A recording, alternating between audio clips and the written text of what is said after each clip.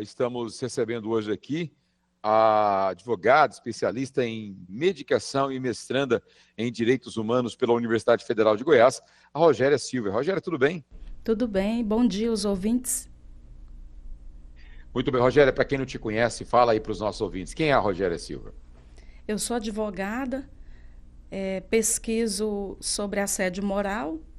Meu mestrado, eu trabalho com essa temática e sou servidora de uma corregedoria de uma instituição pública. Muito bem. Olha só, a polícia prende autores de tráfico de drogas na cidade de Goiás que usava carro de empresa para a ação criminosa.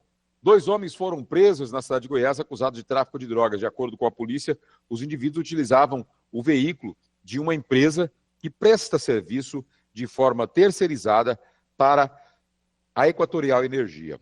A prisão ocorreu após denúncias e foi realizada por agentes do Grupo Especial de Repressão a Narcóticos, a GENARC, a Regional de Goiás, né, em ação integrada com a equipe do CPE 90, em patrulhamento tático especializado.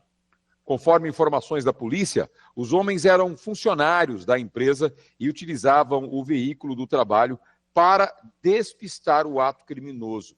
Ainda conforme a polícia, o caso está sendo investigado pelo GENARC, a Regional Goiás. Por meio de nota, Equatorial informou que tomou conhecimento do caso somente após a procura do veículo e vai apurar as informações com as autoridades policiais e com a empresa parceira. Em nota, a empresa diz o seguinte: a distribuidora adota rigorosos padrões éticos em suas contratações e de todas as suas prestadoras de serviço, e reprova qualquer tipo de desvio de conduta, escreveu a empresa por meio de nota. Bom, hoje, né, é o Dia Internacional de Não Violência contra Mulheres. A data é celebrada pela Organização das Nações Unidas desde 1999. Foi escolhida para homenagear as irmãs Pátria, Maria Teresa e Mineira Maribal, que foram torturadas e assassinadas em 1960 pelo ditador Rafael Trujillo, da República Dominicana. As irmãs eram conhecidas como Las Mariposas e lutavam contra a ditadura. A campanha pelo fim da violência contra a mulher se estende até o dia 10 de dezembro, data da Declaração Universal dos Direitos Humanos. Devido à data, diversas ações estão acontecendo na cidade. Entre elas, será uma palestra sobre assédio moral no ambiente de trabalho, que será realizado hoje às 13 horas no auditório da Universidade Estadual de Goiás, com a Regina Silva, né? A Rogéria Silva, que é advogada, especialista em meditação e também mestranda em Direitos Humanos pela Universidade Federal de Goiás, que está com a gente aqui hoje. Rogéria, pode falar um pouco sobre, sobre essa palestra de logo mais à noite? Bom dia novamente a todos os ouvintes. A palestra vai acontecer a partir das 13 horas e a gente vai falar um pouquinho sobre o assédio moral no campo do trabalho. Toda a cidade está convidada, não apenas os trabalhadores vinculados às instituições públicas. É um tema fundamental, principalmente para as mulheres que são os maiores alvos do assédio moral. Sobre assédio moral, às vezes a pessoa até pode estar sendo vítima de assédio moral, mas não tem a noção, às vezes, de que é um assédio moral. Explica para os nossos ouvintes o que é um assédio moral e como pode ser caracterizado e identificado. Assédio moral são palavras, atitudes, gestos, pode ser presencial, né, físico, ou pode ser virtual. E tem o objetivo de constranger, humilhar, ofender a outra pessoa. E tem uma relação de hierarquia entre aquelas pessoas que estão ali naquela dinâmica de violência. Então, é qualquer ato, atitude, comportamento, direcionado a outra pessoa, que tem o objetivo de constranger, humilhar e ofender, para tirar aquela pessoa do caminho, eliminar aquela pessoa do ambiente de trabalho. Então, a ideia é adoecê-la, ou ela pedir remoção para outra instituição, ou ela pedir para sair, ou ela acabar tendo que pedir um afastamento em razão de um prejuízo na saúde dela. Muito bem, 11 horas e 12 minutos aqui na programação da Nova Fogarel. Se você tiver alguma dúvida, tá? Você pode entrar em contato com a gente pelo 62995238227. Esse é o nosso telefone, o nosso WhatsApp. Por que discutir assédio moral no trabalho é tão importante no dia de hoje, Rogéria? Porque além de adoecer o trabalhador, vai impactar muito nas atividades, vai ter uma queda de produtividade, vai ter um prejuízo para a família dessa pessoa que está sofrendo essa situação de violência, vai ter um prejuízo, a pessoa às vezes tem que se afastar do trabalho por motivo de saúde. Então, nas dinâmicas de assédio moral, todo mundo perde. Toda a comunidade do trabalho e as pessoas que dependem daquela pessoa que está trabalhando está sofrendo um assédio em casa. Então, por isso que é importante. Garantir um meio ambiente de trabalho ecologicamente equilibrado é garantir um meio ambiente de trabalho livre de violência. Rogério, como identificar e diferenciar, por exemplo, uma cobrança de desempenho legítima de um comportamento abusivo? O respeito, né, pelo outro. O assédio moral, ele principalmente tem muito a comunicação prejudicada. Então, a comunicação tem muito ruído, a comunicação é ofensiva, a comunicação é distorcida, tem muita manipulação, sarcasmo, deboche, piadinha, justamente para deixar a outra pessoa constrangida. Então, viola a dignidade daquela pessoa. Os exemplos são infinitos, sabe? Eu costumo trazer muito o modus operandi, o passo a passo de como que se constrói uma situação de assédio. Porque aí traz o protagonismo para aquelas pessoas que estão envolvidas. Porque elas, identificando o passo a passo, elas podem cessar aquela ação. Ela tem um campo pequeno de atuação, mas tem. Porque ela está subordinada à gestão de uma pessoa, então é difícil. Mas ainda assim ela tem condições de mudar aquela realidade. Mas geralmente a pessoa aproxima do outro, ganha sua confiança, conhece um pouco daquela pessoa, os pontos fracos daquela pessoa, o que magoa ela, o que deixa ela constrangida, desconfortável. E aí, depois que ela ganha confiança, aproxima, ela começa a agredir aquela pessoa, afastar a pessoa do grupo. E aí uma pergunta muito comum que a pessoa que está passando por essa situação faz será que eu estou ficando doida? Será que eu estou vendo demais?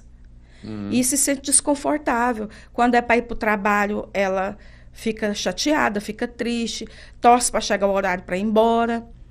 Então, os exemplos são muitos, porque o ser humano é muito criativo. Então, a pessoa vai identificar o que magoa, o que toca, o que ofende e vai tocar no assunto. Por exemplo, se for uma pessoa que está ali, tem muitos anos de casa, está próximo de aposentar ou já passou do período de aposentar no trabalho, a pessoa vai estar constantemente perguntando, e aí, que dia que você vai aposentar? Oi, Javali, tudo bem? Né? Javali alguma coisa, não sou mais produtivo. Né? Então, eu preciso conhecer o universo simbólico daquela pessoa para poder saber o que ofende, constrange e humilha aquela pessoa, para poder começar a hostilizá-la.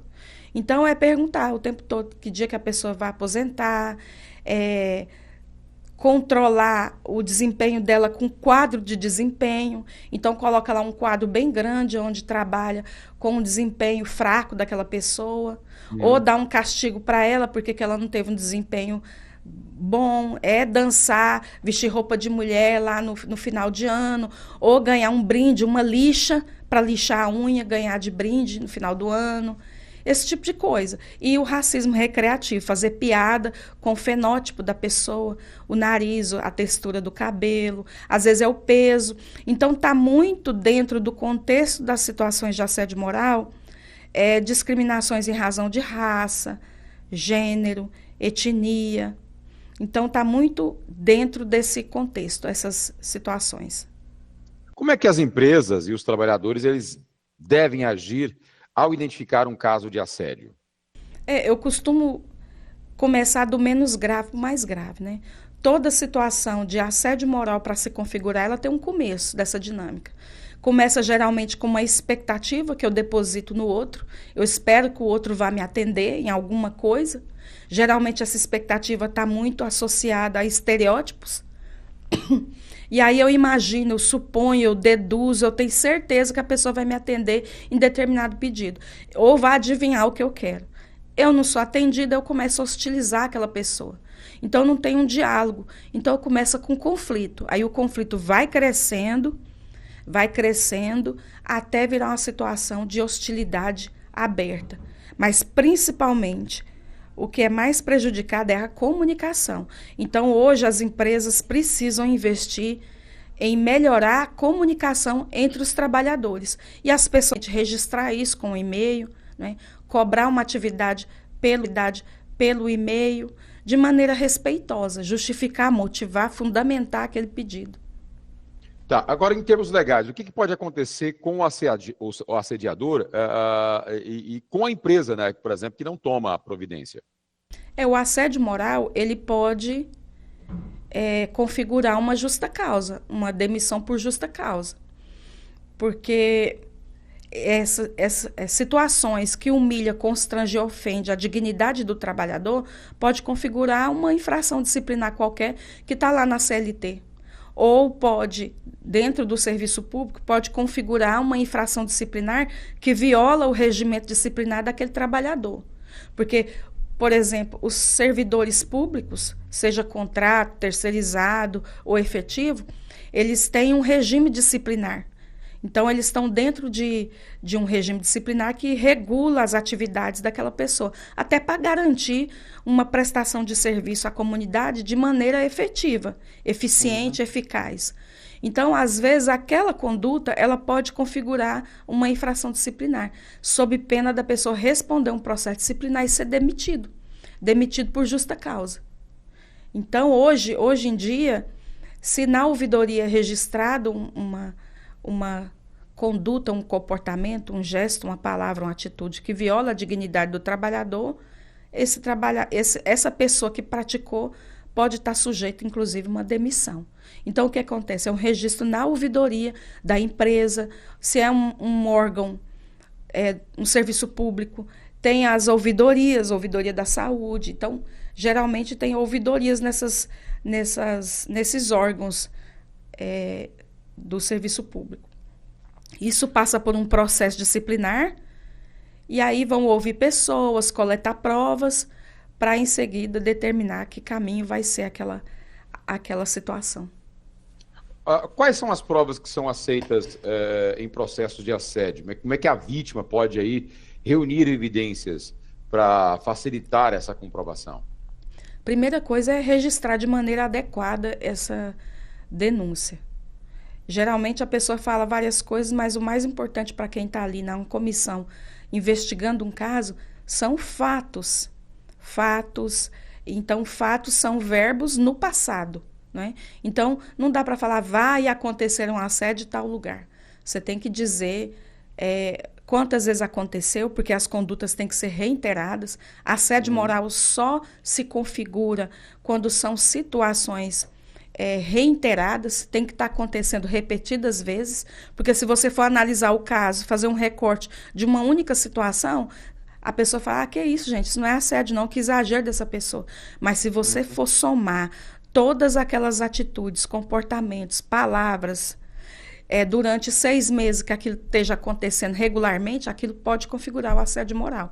Então, tem que ter uma regularidade e tem que ter uma hierarquia entre aquelas pessoas.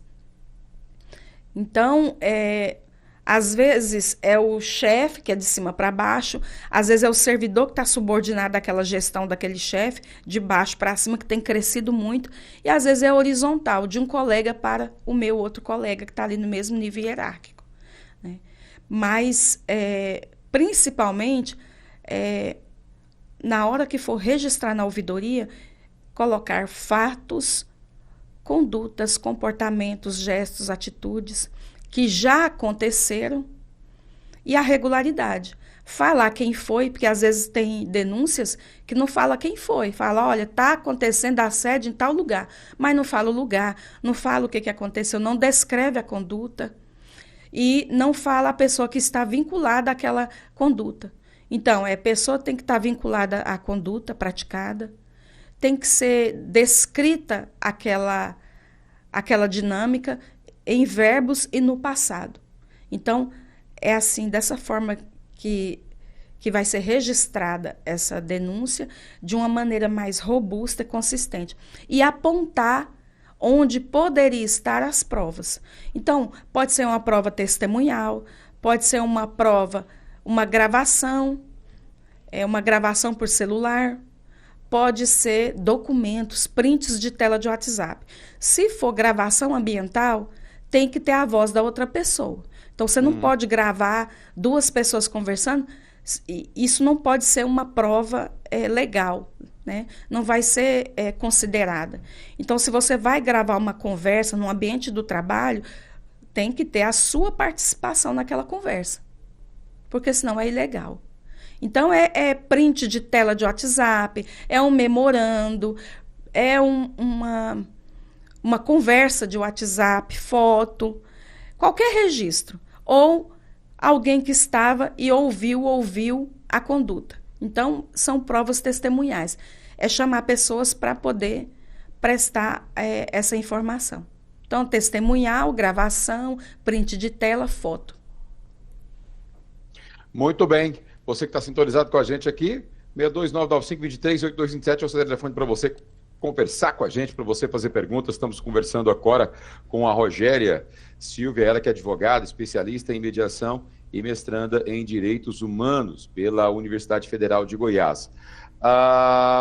Em relação, o que você tem de orientação para dar para uma pessoa que está que está enfrentando o assédio, mas o que deve ser muito comum, tem medo de denunciar? Não tem outro caminho. O caminho é fazer a denúncia, porque a denúncia anônima, ela pode ser feita, mas traz muito prejuízo. O ideal é que a gente tente descobrir o que tem por trás daquela dinâmica de assédio, porque geralmente o assédio moral tem no seu contexto discriminações em razão de gênero, raça, classe. Então, às vezes é um etarismo, capacitismo, às vezes é gordofobia, às vezes é LGBTfobia que está ali naquele contexto. Então, é tentar identificar o que tem por trás, porque o assédio moral, é difícil falar de assédio moral e ficar só no campo jurídico. A gente precisa descortinar essas condutas. Então, geralmente, o que tem por trás são discriminações, em razão dessas características individuais das pessoas. E aí, é combater esse tipo de situação. É o racismo, é o etarismo, é o capacitismo. Porque não dá para lidar com isso só com punição. Porque, na verdade, um ambiente de trabalho, nós somos uma comunidade. Então, a gente também não pode demonizar a pessoa que pratica. Porque, às vezes, a violência está tão inserida naquele contexto de trabalho que aquilo é naturalizado. E a pessoa não se sente no direito de registrar aquela denúncia. Porque é tão naturalizado, por exemplo, o machismo ou o capacitismo. A pessoa com deficiência ser discriminada, ser excluída, ter o seu trabalho embaraçado, apesar de que o assédio moral de baixo para cima também tem crescido muito.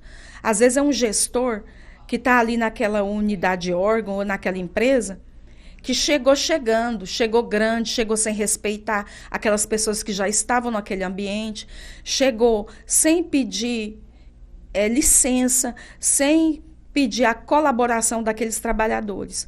Chega muito forte no ambiente de trabalho, impondo muito e acaba tendo a sua gestão embaraçada. Então, quando aquele gestor precisa do apoio da equipe, a equipe começa de maneira organizada a prejudicar aquela gestão. Então, o trabalho é uma comunidade. Então, nós não podemos hostilizar nem quem sofre e nem quem pratica. O que a gente precisa é resgatar o senso de comunidade daquele grupo. Porque quando há uma situação de assédio moral acontecendo, todo o grupo perde, inclusive a família, porque quem sofre o assédio às vezes tem uma responsabilidade fora do trabalho. E essa responsabilidade, ela é muito prejudicada. Se é a mulher, ela é responsável por todos os cuidados da família. Se é um homem, vai levar o sustento para casa. E aquele homem fica adoecido, ou aquela mulher fica adoecida, e todo mundo fica prejudicado. O rendimento cai na empresa. Então, todo mundo perde nessas situações. Muito bem, agora são 11 horas e 28 minutos. Conversando aqui com a Rogéria Silva, ela que é advogada, especialista em mediação e mestrando em Direitos Humanos pela Universidade Federal de Goiás. Hoje a palestra acontece às 13 horas na UEG, né? Aberto a todo o público? É aberta a toda a comunidade da cidade de Goiás, todos são bem-vindos. É no auditório, sim, o auditório da UEG começa às 13 horas. Muito bem, Rogério, obrigado pela sua participação. Eu que agradeço a oportunidade de estar aqui na rádio. Um abraço a todos os ouvintes.